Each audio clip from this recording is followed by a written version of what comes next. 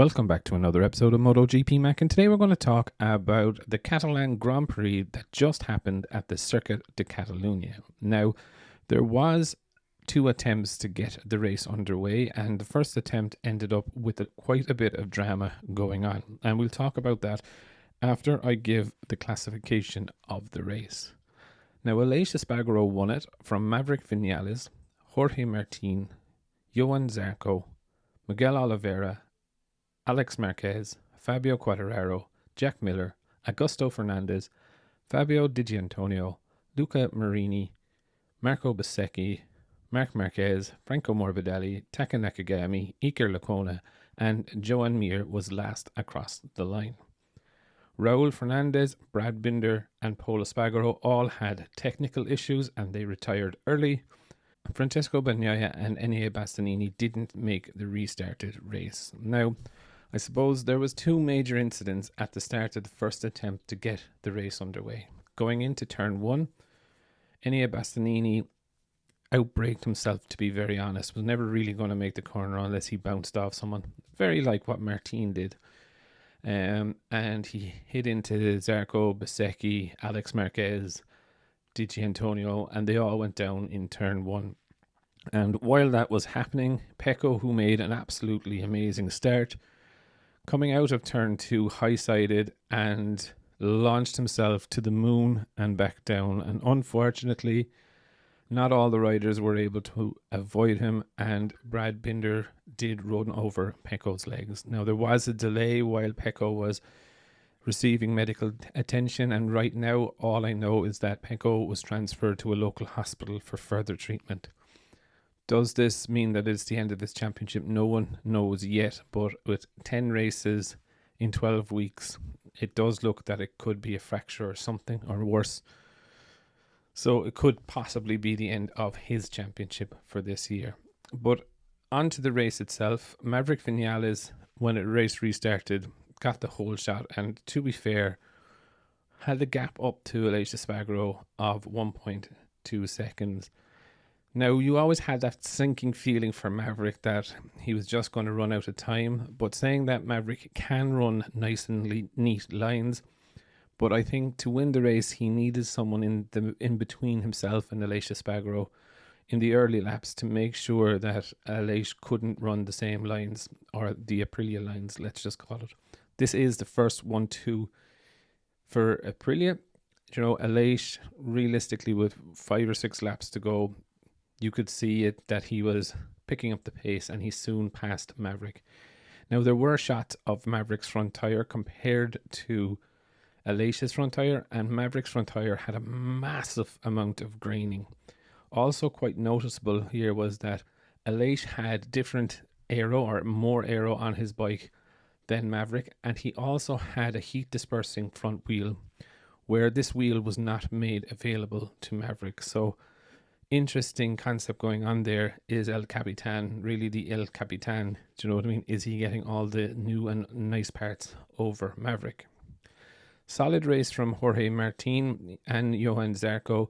They had a good battle with Miguel Oliveira. There was an Aprilia 1-2-3 at one stage, but a good enough race from Miguel Oliveira to come back shows the qualities of the Aprilia bike, that he's in the top 5 nice and solid. Good race for Alex Marquez as well. Not too bad to be in the top 6. An absolutely stunning race from Fabio Quartararo. I think he made up like 7 places at the start, so it was really aggressive, beating Jack Miller as well. Noticeable here about the Yamaha. In the sprint race, they did run the high downforce, or the new downforce ones that they were using. However, in today's race, they went back to the original low downforce setting, or the original fairings that they were using, and it seemed to work an awful lot better for them. Fabio was able to be competitive. Jack Miller made an amazing start and slowly came backwards. A really good race as well for Augusto Fernandez, showing his talent that I do believe genuinely he does have. Fabio Di Gianantonio, again, solid. My understanding, though, is that he will not be a Ducati rider next season. He's already been told that his services are no longer required. Luca Marini and Marco Bezzecchi, poor weekend, I will call it, for both VR46 bikes. I know Bezzecchi was caught up in the first corner crash, so maybe he was a bit sore. But overall, I know Pecco is his friend, but he could have maximised his points in this weekend. You know, this was not one of Pecco's strongest tracks, so he definitely did struggle. But Luca also struggled, so I wonder, was it definitely something getting that GP22 going around the track? Good enough race for Marc Marquez as well. He was battling with Quartararo.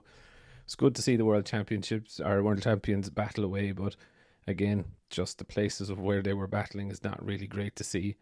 Franco Morbidelli, again, look, nothing major. Nakagami, again, good. At least he beat Lecuona this time, which he should be. Now, I believe Nakagami is almost certain to stay for 2024. My understanding is that Agura is actually going to a different Moto 2 team. And Joan Mir, look, it's just a sorry situation to see him. I think at one stage he was 8 seconds off what they were doing in qualifying. So it just kind of shows you his pace and what it is. Brad Binder, you know, I think he was just quite unlucky, and I think being involved in the Pecco incident hasn't really helped him either. But the bike did just stop on him again, and he came down the road.